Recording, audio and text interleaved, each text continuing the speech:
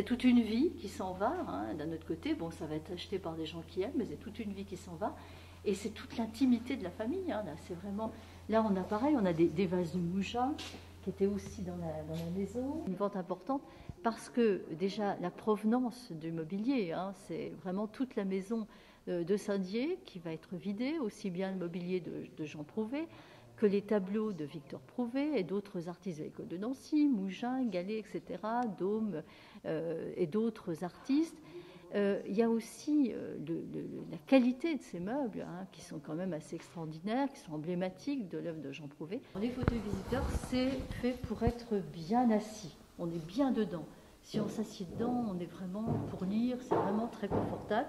Et ces fauteuils-là, donc, sont particuliers parce qu'il y en a qui sont à latte, hein, comme ceux-ci, et puis les autres qui sont, vous voyez, avec une plaque de bois.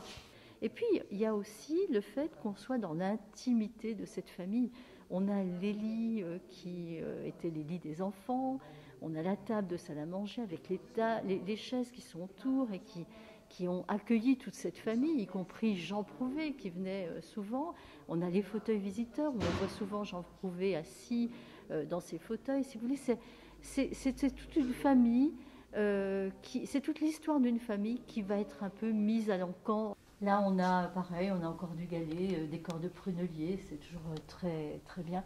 On a Daume, avec le décor de fleurs de tabac.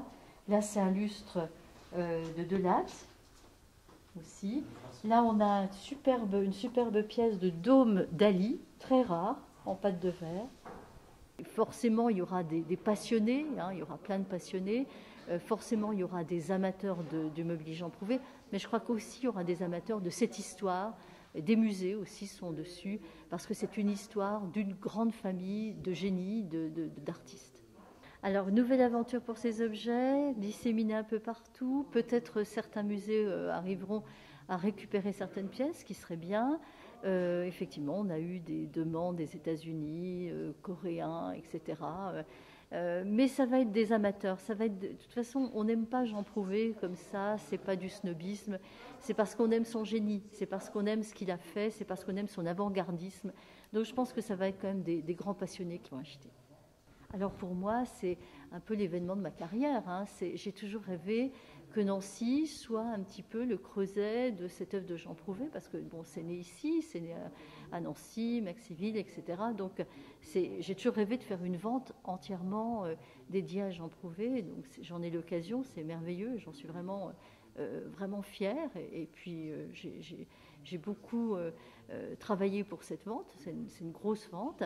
Et puis pour Nancy, c'est bien, pour la Lorraine aussi, parce que c'est quand même vendu dans la ville et dans la région où ça a été fait. Et je pense que c'est une bonne solution que les vendeurs ont choisie.